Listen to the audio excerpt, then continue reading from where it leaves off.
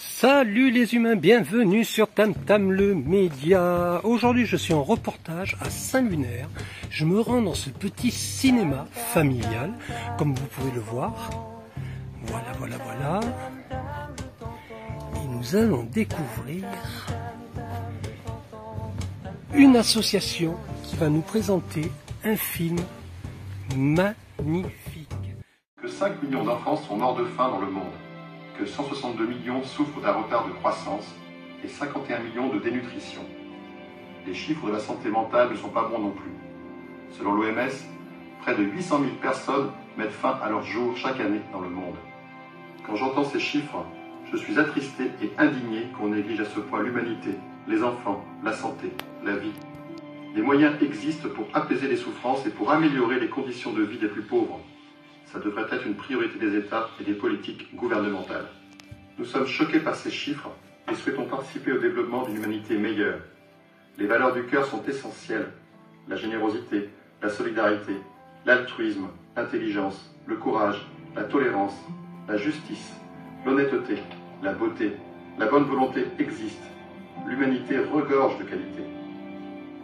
Une vie meilleure est possible. De nombreuses personnes, groupes, associations, organisations internationales agissent déjà. Chacun, selon sa conscience et ses moyens, peut se poser la question de ce qu'il peut faire ou donner pour améliorer la situation mondiale. De notre côté, nous avons créé l'association Accord Émeraude. Accord Émeraude intervient ou est intervenu sur le terrain auprès des plus démunis, dans un orphelinat à Tiruvannamalai, en Inde du Sud, dans un centre social à Plovdiv, en Bulgarie, dans une association à Kigali, au Rwanda, et auprès des enfants des rues au Cambodge. À Phnom Penh, ce sont 20 000 enfants qui vivent dans la rue, et certains d'entre eux viennent chercher chaque jour un repas et des soins au LRDE.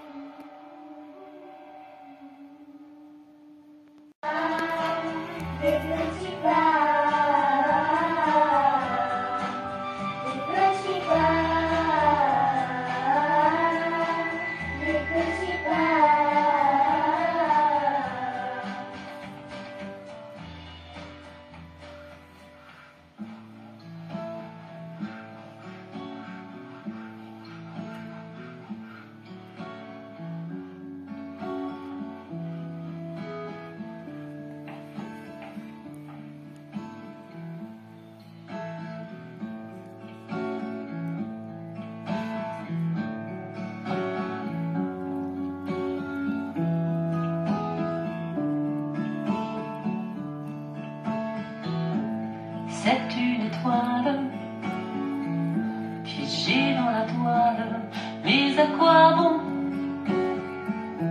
se retourner? C'est une étoile,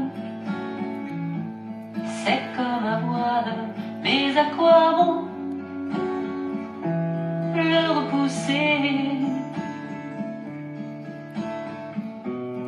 Combien de temps libérer nos sentiments?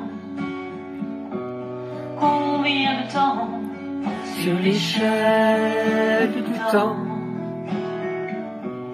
tendons la main tendons la main à ces étranges destins? Tendons la main comme ultime refrain.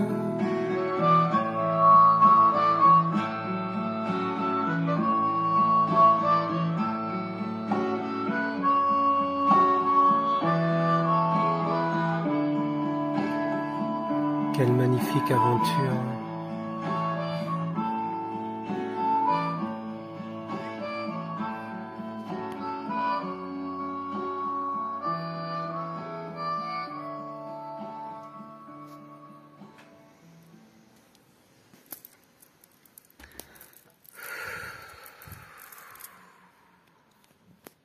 Il faut applaudir. Bravo!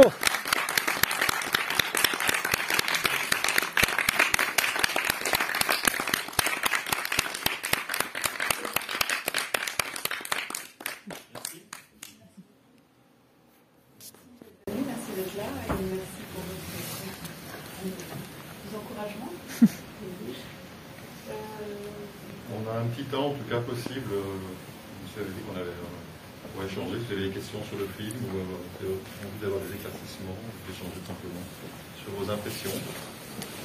N'hésitez pas.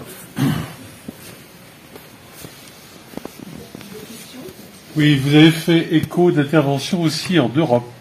Oui. Quels sont les pays et les publics? C'était en Bulgarie, dans un centre social et un orphelinat. Ça s'est passé jusqu'en 2019 et puis après tout ça s'est arrêté. Et un peu en France. Auprès des étudiants du côté de Rennes. Localement, du fait d'avoir dû arrêter toute notre organisation vers l'international, on s'est retourné plus ici. Donc on est entré en contact avec une association d'étudiants de Bru sur Kerlan à Bru. Et on a proposé des ateliers au printemps. Il y a Guillaume Régnier. Oui, Guillaume Régnier, c'est vrai. Auprès d'un service de soins intensifs. Pour des enfants et des jeunes, de 8 à 16 ans. Je pense que c'est surtout. Oui, c'est ça. Là, il y a le Rwanda qu'on a vu un petit peu aussi, mais en Europe, c'est ça.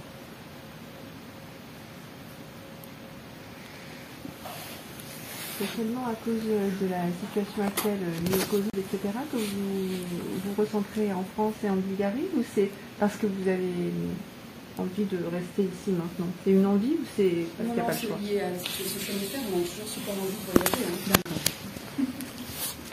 Et ils nous attendent. C'est vrai qu'il y a eu un lien qui a été créé, et puis c'est vrai que de continuer à y aller, d'envoyer des missions, c'est important pour eux. Ils étaient très très déçus qu'on ne puisse pas y aller en Bulgarie. C'est vrai qu'ils nous attendaient. Ils se sentent abandonnés en plus. Voilà. C'est vrai que là, les ponts aériens étaient coupés, donc c'est vrai qu'ils se sentent abandonnés. On a essayé à une époque de faire aussi des échanges par visio, avec des échanges de dessins, avec l'Inde notamment. Mais c'était compliqué parce que la qualité était vraiment mauvaise au niveau des photos qui étaient prises, les échanges n'étaient pas réguliers. Ça s'est vite arrêté en fait. C'était difficile. Mais idéalement, on aimerait avoir des personnes formées sur place qui puissent continuer de travailler sur place. C'est surtout ça qui était difficile, parce que les personnes ne se rendent pas compte de nos besoins pour interpréter les dessins, donc ils font des dessins comme ils peuvent. Et puis elles vont aussi traduire pour les enfants ce qu'on amène comme questionnement, mais elles vont traduire à leur façon. Enfin, à distance, c'était vraiment compliqué. Ça s'est stoppé. C'est pour ça que ce qui est super intéressant, c'est de voir comment une intervention ponctuelle laisse un impact, et de voir comment, en y retournant l'année suivante, on reprend le travail là où c'était arrêté la fois d'avant. Et ça, c'est toujours stupéfiant. On reprend les dessins et on fait la suite, quoi. Et il y a des choses qui s'installent et ça se prolonge. Oui. Je suis un peu étonnée parce que quand vous dites qu'on reprend les dessins et on fait la suite, ça suppose que ce soit exactement le même public. Mais justement pas. Et c'est ça qui est stupéfiant, parce que c'est là qu'on a commencé à vraiment constater qu'on s'adressait à un inconscient collectif. Et que le message qu'on apportait dans les dessins collectifs venait toucher, venait impacter la psyché collective des groupes d'enfants ou d'adultes sur les lieux où on se trouvait en fait. Et il y a une des art-thérapeutes qui témoigne de ça, mais en fait quand on allait au Cambodge, on allait sur 4 lieux différents à chaque fois, et pas toujours dans le même ordre. Et le premier jour, on faisait faire des dessins. Très souvent, dans le premier lieu, c'était des dessins de dépôt. Les enfants arrivaient gribouiller dans tous les sens, déposer des émotions dans tous les sens. Et puis, il y avait, c'est pas le premier jour qu'on déchire, c'est plutôt un jour après, le temps qu'on retourne sur les dessins et qu'on voit que les enfants s'aperçoivent que ça leur plaît pas, ils n'ont pas envie de ça. Et qu'ils perçoivent que ça a du sens. Mais quand on avait fait ça dans le premier endroit, on allait au deuxième endroit, il peut y avoir un court temps de dépôt, mais des gens commençaient à répondre aux besoins. Il y avait des dessins d'une nature différente qui se présentaient, avec des questionnements plus précis. Quand on est allé en Inde, par exemple, c'était des questionnements sur la survie alimentaire. À d'autres endroits au Cambodge, ça a été beaucoup des questionnements sur les abus sexuels. Comment dire non, ou qu'est-ce qu'on peut accepter, qu'est-ce qu'on ne peut pas accepter. Et puis au Rwanda, c'était encore plus, c'était des dessins par exemple beaucoup sur qu'est-ce que c'est qu'un être humain. qu'est-ce que c'est que la limite. On était vraiment sur le besoin de définir ce que c'est qu'un être humain, un individu en fait. Donc on s'est retrouvés avec des thématiques différentes à chaque fois, et en passant d'un groupe à l'autre, on avançait sur la thématique. Je pense que le plus caractéristique, c'était la première fois qu'on est allé avec un grand groupe au Cambodge. Il y a eu ces dessins de dépôt, nous on a eu le choc de voir qu'il y avait des abus sexuels quasiment dans 3/4 des dessins. Il a fallu qu'on avale l'information.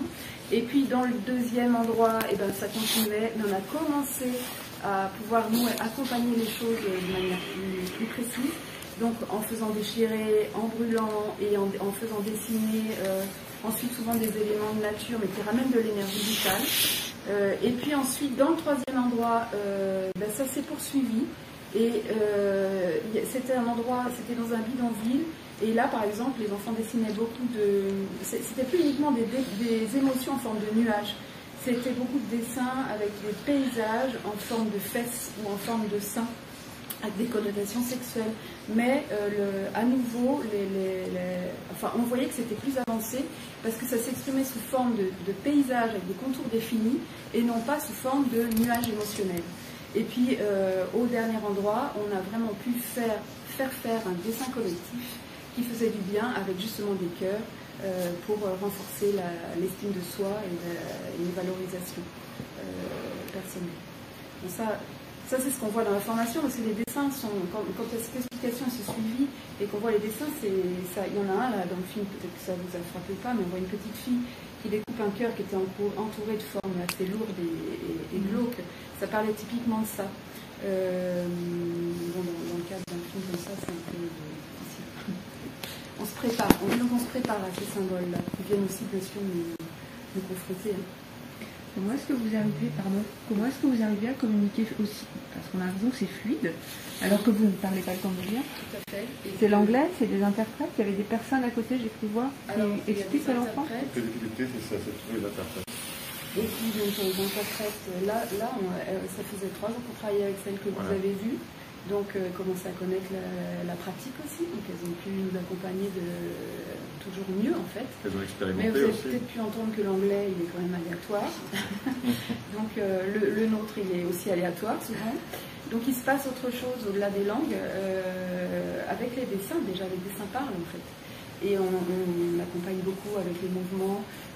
Et les art thérapeutes interviennent, alors pas sur les dessins de dépôt, quand les enfants ont vraiment besoin d'exprimer, là c'est une phase d'expression, mais sur certaines phases qui correspondent à des dessins de réparation, si on peut dire comme ça, là on les guide, là on peut montrer, là on peut faire respecter une limite, là on peut faire compléter un cœur, là on accompagne.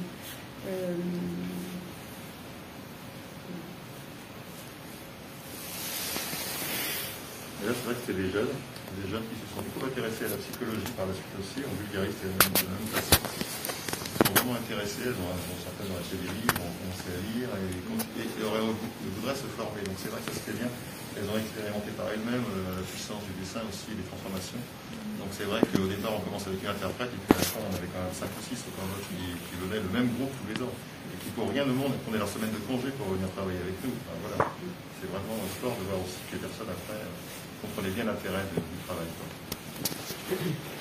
D'où l'intérêt d'aller aussi plusieurs fois, parce que du coup le groupe se constitue. Pour ne rien cacher, la première fois qu'on est allé au Cambodge, dans cette association humanitaire qu'on appelle la Fondation Jacquin de Père, qui assure donc les repas alimentaires pour les enfants, nous on est allé sur une petite table pour rencontrer le responsable de la structure, Shiv, dans une pièce où tous les enfants criaient, jouaient, chahutaient, c'était un bruit, un cafarnaum incroyable. On devait expliquer notre projet. En fait, on s'est rendu compte qu'on était vu comme une association humanitaire de plus qui venait au restaurant des enfants proposer une nouvelle activité. Pour lui, on faisait faire du dessin, c'est tout. Et ce qui l'intéressait à ce moment-là, c'était qu'on fasse le plus grand nombre d'enfants possible pour pouvoir cocher des chiffres.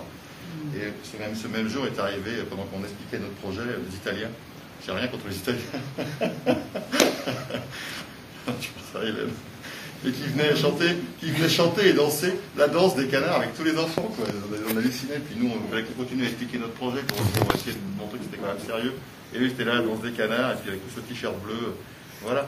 Et donc la première année, on a fait notre activité en essayant de se débrouiller presque par les mots, parler avec les enfants, on n'avait pas d'interprète. Et puis il s'est rendu compte, parce qu'après on a fait des retours par écrit. Voilà ce qu'on a vu dans les dessins d'enfants, voilà ce qu'on a vu, voilà ce qu'on a pu faire comme transformation. Et puis on a échangé par écrit. Et il s'est rendu compte qu'en effet, dis donc, vous avez vu ça, alors que oui, c'est vrai, quoi. C'est comme ça qu'il est cet enfant. Et il a vu aussi les résultats. Quand on est venu l'année d'après, déjà, c'était plus du tout la même chose. On avait le droit à des tables à l'extérieur. Et la troisième année, on avait carrément droit à des pièces avec des tables et des chaises. Enfin, à chaque fois qu'on arrivait après, et c'était plus du tout pareil. Il n'y avait plus toutes les activités autour qui faisaient du bruit. On était vraiment reçus. Et ils nous recevaient en sachant ce qu'ils allaient faire comme activité. C'était plus une activité d'art plastique. Donc ça, c'est un cheminement aussi. On voit bien que, voilà, au départ, on commence sur une petite table avec beaucoup de bruit et on termine avec des conditions qui étaient quand même correctes, quoi. Mais c'était intéressant de voir ce cheminement, justement. Ça fait partout pareil, hein, presque. Est-ce que vous continuez à faire des formations, même dans ces moments particuliers, en ce moment? Ah oui. Oui. Il y a une formation qui existe à Rennes et à Saint-Brieuc, enfin, c'est sur les deux lieux de fonction. Donc on peut vous contacter? Oui, on a un document que je vais ramener ici, un petit flyer. Vous pouvez regarder un site internet aussi.